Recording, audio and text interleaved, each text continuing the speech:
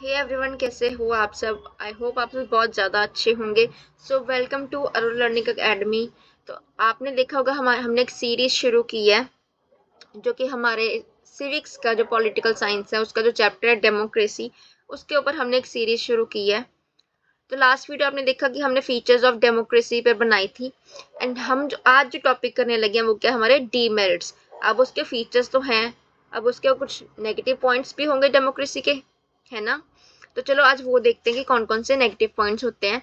And अगर आपको exam में एक और इम्पॉर्टेंट चीज़ बताती हूँ, अगर आपको एग्जाम में आ जाए कि आर्ग्यूमेंट्स अगेंस्ट डेमोक्रेसी, तो वो और डीमेरिट्स दोनों सेम होते हैं। एग्जामिनर आपको कंफ्यूज करने के लिए ये चीज़ लिख सकता है कि right about the arguments against democracy, but don't worry, ये सेम चीज़ होती है। चाहे डीमेरिट्स लिखने को आ जाए, चाहे आर्ग्यूमेंट्स अगेंस्ट डेमोक्रेसी आ जाए, सेम थिंग होती है। आप दोनों में सेम आंसर लिख सकते हो। तो चलो शुरू करते हैं। तो पहला हमारा जो पॉइंट है वो क्या है, the democratic process require extensive consultations.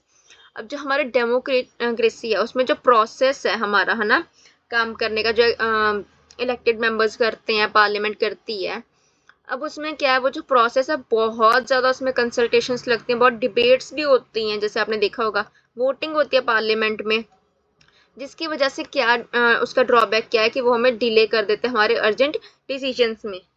जैसे कि अभी हमें कोई भी डिसीजन लेना है, बहुत अर्जेंटली लेना है, क्विक डिसीजन चाहिए, तो वो हम एक्सपेक्ट नहीं कर सकते डेमोक्रेसी में कि हाँ वो हमें बहुत ज़्यादा जल्दी रिप्लाई करेंगे या बहुत जल्दी डिसीजन ले लेंगे, क्योंकि उसमें उन्होंने बहुत सारी चीज़ें देखनी है। उनकी वोटिंग भी होगी, डिबेट्स भी होंगी, कंसल्टेशंस भी होंगे इलेक्टेड मेंबर्स की, है ना। सो वो बहुत जल्दी नहीं डिसीजन ले पाते, बहुत डिले कर देते हैं। अब तभी आपने देखा होगा ना कि कितने कितने मंथ्स लग जाते हैं कि कोई एक्ट पास होने में, या कुछ भी ऐसा काम है कि हमें कोई भी डिसीजन लेना है, हम नहीं ले सकते। Conducting regular elections require massive financial resources. अब इसमें भी प्रॉब्लम है कि अगर वो रोज रोज इलेक्शंस रखेंगे, है ना, रेगुलर बेसिस पे, कुछ मंथ्स के बाद, 2 मंथ्स के बाद, 3 मंथ्स के बाद, और रेगुलरली हर महीने में अगर इलेक्शंस हो रहे हैं, तो उन्हें बहुत ज़्यादा फाइनेंशियल रिसोर्सेज चाहिए, उन्हें बहुत ज़्यादा बर्डन किस पर पड़ेगा, फिर नेशनल इकोनॉमी पे।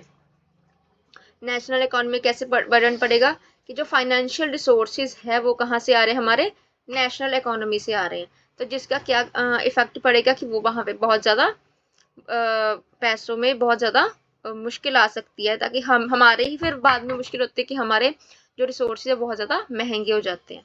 अब इसका नेक्स्ट क्या है कि पॉलिटिकल जो कंपटीशन है उसमें बहुत ज़्यादा करप्शन है, बहुत ज़्यादा। आज के टाइम पे तो अब जहाँ भी देखो बहुत ज़्यादा करप्शन है। एज रिप्रेजेंटेटिव्स में prioritise winning elections over public service. अब इसमें ये इन्होंने बहुत अच्छा पॉइंट, मैं बोलूँगी सबसे पावरफुल पॉइंट हमारा आज यही है कि जो हमारे पॉलिटिकल जो कंपटीशन में जो होते हैं, जो इलेक्टेड मेंबर्स होते हैं, वो क्या करते हैं, वो करप्शन को बहुत प्रेफर करते हैं। किस चीज़ के बिहाफ पे कि वो पब्लिक जो सर्विसेज है, कि उन्होंने चाहे अच्छे काम ना किए हों, बट वो कैसे जीत जाते हैं, कैसे, करप्शन की मदद से वो जीत जाते हैं इलेक्शंस। चाहे वो बाद में कोई बेनिफिट दे ना दे पब्लिक को, वो उनको ये चीज़ मैटर नहीं करती है।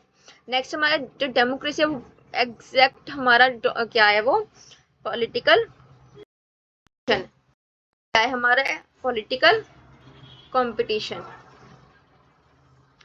क्या है, हमारा पॉलिटिकल कंपटीशन है।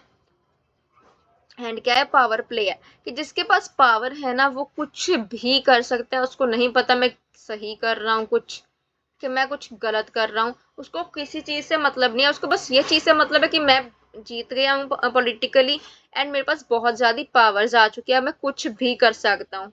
इसमें क्या, वो मॉरलिटी नहीं देखते हैं कि किसी को अगर ज़रूरत है, किसी कोई हमें हेल्प चाहिए, हम किसी कॉन्सिक्वेंस में फंस गए हैं, कुछ भी चीज़ है, उन्हें किसी चीज़ से मतलब नहीं होता। वो क्या है, मॉरलिटी भूल ही जाती हैं। उनको सिर्फ अपना पावर प्ले ही दिखता है कि हमारे पास बहुत ज़्यादा पावर्स हैं, हम कुछ भी कर सकते हैं।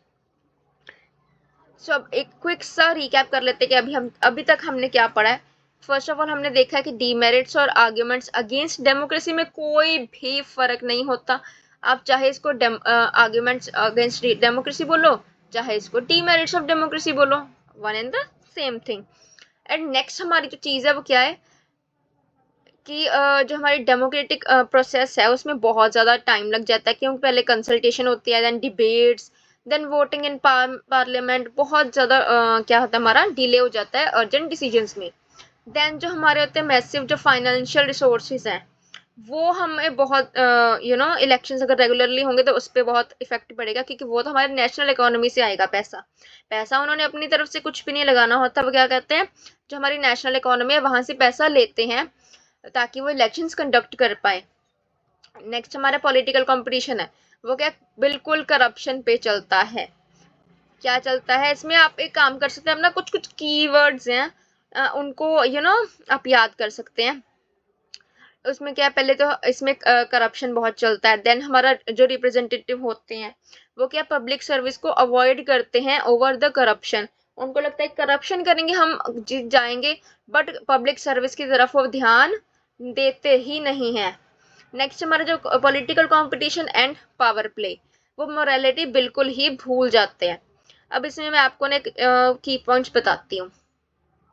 जो हमारे ये है ना कंसल्टेशन डिबेट्स वाला पॉइंट, एक ये and parliament, voting in parliament, और ये आप की पॉइंट्स है ना ये याद कर लो, आपको कुछ भी ज़्यादा एक्स्ट्रा एफर्ट्स करने की ज़रूरत नहीं है। And if you want the notes of this you can join my Telegram channel, वहाँ पे आपको फ्री ऑफ कॉस्ट सब नोट्स मिल जाएंगे। एंड इफ़ यू वांट तो आप इंस्टा पे भी नोट्स ले सकते हैं। नेक्स्ट हमारा क्या है कि इसमें जो मैसिव जो फाइनेंशियल हमें रिसोर्सेज हैं वो कहाँ से हमारे एक्सट्रैक्ट होते हैं, नेशनल इकोनॉमी से। कहाँ से होते हैं, नेशनल इकोनॉमी से। थर्ड में आप करप्शन को ले सकते हो एंड ओवर पब्लिक रिसोर्सेज। क्या आपको इसमें क्या होगा कि अगर आपको कीवर्ड्स याद होंगे तो आपको इतना टफ नहीं लगेगा क्वेश्चन। वैसे क्वेश्चन बिल्कुल टफ नहीं है, आप अगर चाहो इसको एज इट इज लिख सकते हो, आपको फुल मार्क्स मिलेंगे। एंड नेक्स्ट पॉइंट इज कि हमारी political competition, power play and no morality.